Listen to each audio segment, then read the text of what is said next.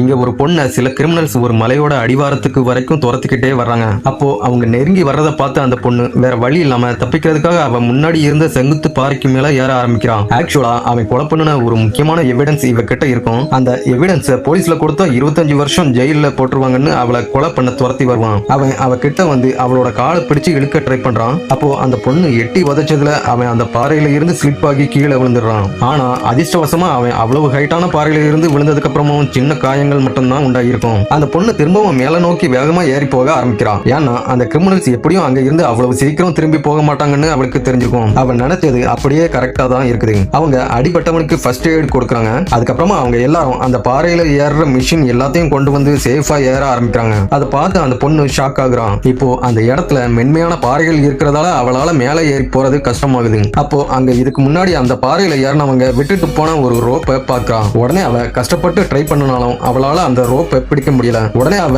பேக்கை ஓபன் பண்ணி அதுக்குள்ள இருந்து ஒரு சின்ன கம்பியை எடுக்கிறான். அதுக்கப்புறம் அவ ஃபுல் ஸ்ட்ரென்த்தையும் கொடுத்து அந்த கம்பியை நேராக்குறான். 90 மீட்டர் செங்குத்து பாறையில ஒட்டி நின்னுக்கிட்டு அவ நேராக்குன கம்பியை எடுத்து அதை ஹூக் மாதிரி பண்ணி அங்க 2 மீட்டர் டிஸ்டன்ஸ்ல இருந்து ஏறுற ரோப்பை பிடிக்க ட்ரை பண்றான். ஒரு வழியா கஷ்டப்பட்டு அந்த ரோப்பையும் பிடிச்சிடுறான். அதுக்கப்புறம் அந்த இடத்துல கொஞ்சம் ஸ்டடியா நின்னுக்கிட்டு அந்த ரோப்பை சப்போர்ட்டுக்கு பிடிச்சு ஜம்ப் பண்ணி இன்னொரு பாறைக்கு போறான். ஆனா ஆபத்து இன்னும் அதோட முடியல. அப்படியே கொஞ்சம் கீழே பார்த்துட்டு அந்த பாறைக்கு மேல இதுக்கு முன்னாடி அதுல ஏறினவங்க விட்டுட்டு போன ஒரு சின்ன டென்ட்டை பார்க்கறான். அப்படியே மெல்ல மெல்ல கஷ்டப்பட்டு ஒரு வழியா அந்த டென்ட் கிட்ட போயிடுறான். அந்த டைம்ல 3 கிரிமினல்ஸும் அவன் நின்ன இடத்துக்கு நேரா மேல ஏறி சுத்தி வந்துடுறாங்க. அவங்க கெஸ் பண்ணதுல அந்த பொண்ணு அவங்களுக்கு நேரா கீழே தான் எங்கேயோ இருக்கிறான்னு நினைக்கிறாங்க. ஆனா அந்த பொண்ணு அவ இருக்கிற இடம் தெரிஞ்சிடக்கூடாதுன்னு சத்தம் எதுவும் போடாம சைலண்டா இருக்கிறான். அப்போ அதுல ஒருத்தன் உன்கிட்ட இருக்கிற எவிடன்ஸை கொடுத்துட்டா உன்னை உயிரோட விட்டுறோம்னு மிரட்டுறான். ஆனா அவ அவனுக்கு ரீப்ளே எதுவும் பண்ணல. சடனா அவ இருக்கிற இடத்துக்கு முன்னாடி ஒரு ரோப் தொங்குது. இந்த ரோப் வழியா எப்படியும் அவங்க வந்துருவாங்கன்னு பயப்படுறான். உடனே அவ ஒரு பேப்பர்ல ஏதோ எழுதி அந்த ரோப்ல கட்டி மேல அனுப்புறான். அப்போ அந்த ரோப் அசைறத பார்த்த ஒருத்தன் அந்த பொண்ணு தான் பயந்து போய் எவிடன்ஸை கட்டி மேல அனுப்புறான்னு நினைக்கிறான். உடனே அவன் அந்த ரோப்பை அப்படியே திரும்பவும் மேல இழுக்கிறான். அந்த ரோப்போட எண்டுல